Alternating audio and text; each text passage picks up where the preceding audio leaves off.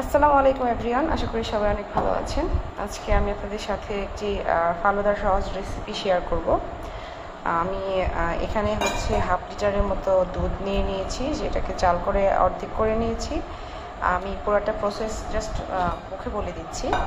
দুধটা যখন জাল দিয়েছি সেখানে হচ্ছে আমি যখন জালটা হয়ে যায়, মোটামুটি বলক 4-5টা বলক উঠে যায়, তখন হচ্ছে সেখানে আমি একটু চিনি দিয়ে দিয়েছি 4 চামচের মতো, আর 2 চা চামচের মতো কাস্টার্ড পাউডার দিয়েছি, আর 2 টেবিল চামচ গুঁড়া দুধ দিয়ে মিশিয়ে এটাকে একটা থকথকা জাস্ট কাস্টার্ড যেরকম হয়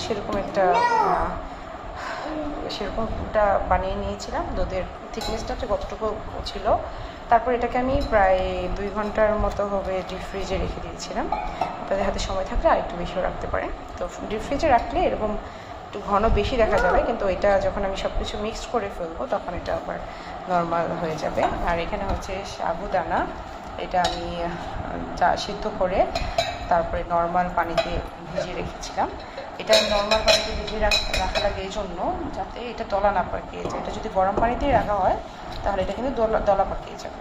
আর সিদ্ধ পানিতে থেকেও তুলে এরকম ঠান্ডা পানিতে রাখলে একটা সাথে আরেকটা লেগে যাবে না, আর এরকম সুন্দর তো মুক্তোর মতো দেখা যাবে। আর আমি কিছু ফল কেটে নিয়েছি এখানে, এই তো আপনাদের যার কাছে যেমন ফল থাকে সে তেমনই নেবেন। আমি এখন এটাকে মিক্সড করব। তো মিক্সড করার জন্য আমি একটা বল ইউজ করব।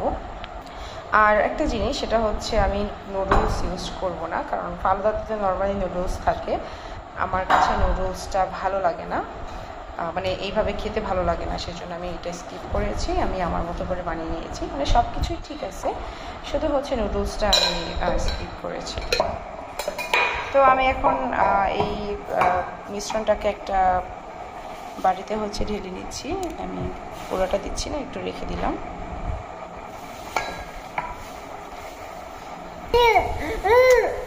তো এখানে তো এটা সরো।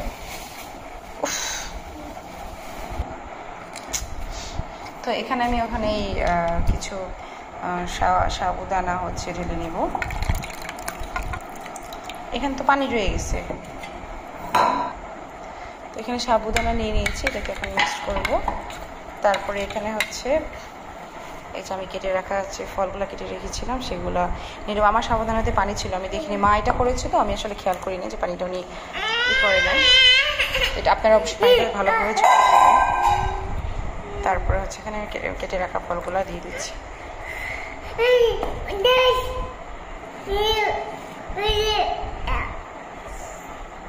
এখন হচ্ছে এগুলোকে মাখিয়ে নেব। আর এটা মাখানোর পর আমি এখানে পানি হয়ে গেছিলো, যেহেতু ইয়ার মধ্যে পানি ছিল, এই কারণে এটার মিশ্রণটা পাতলা হয়ে গেছে। এখানে আমি এখন হচ্ছে যে এই পোলারের যে কাপ আইসক্রিমগুলো আছে, যে কোনো ব্র্যান্ডের হলেই হবে, এই আইসক্রিমগুলো এখন এখানে দিয়ে দেবো। আমি এটাই দিচ্ছি। আমি যেহেতু অল্প করে বানাচ্ছি তাই আমি এখানে 1 কাপই দিয়ে দেবো, আর 1 কাপ আমি ডেকোরেশনের কাজে ব্যবহার করব।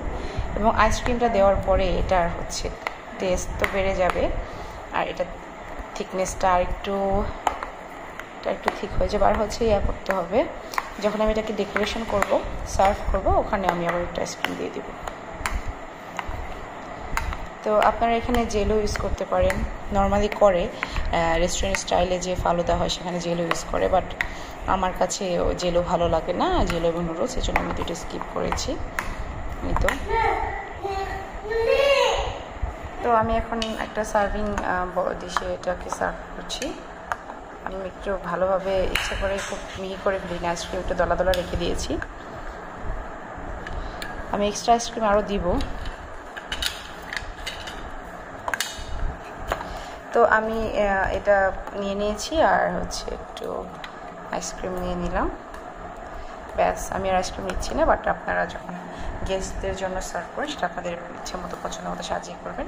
তো এই হচ্ছে আমার খুবই সিম্পল ওয়েতে ফালুদা তৈরি, বাসায় খেতে ইচ্ছে করে যখন করে নেবেন। আর আপনারা যদি জেল ইউজ করতে চান সেক্ষেত্রে আবার পাউডার বা ওই জেলাটিন যেটাকে বলে ওটা কিনে এনে যেগুলো বাসায় তৈরি করে, বা এখন তো রাঁধুনি রেডিমিক্স ফালুদা মিক্সও পাওয়া যায়, সেটা দিয়ে খুব সহজেই বাসায় করে দিতে পারেন। তো আজকে আমার রেসিপিটা কেমন লাগলো সবাই জানাবেন, আর আমার চ্যানেলটি সাবস্ক্রাইব করে পাশে থাকবেন। সবাই ভালো থাকেন, আল্লাহ হাফিজ।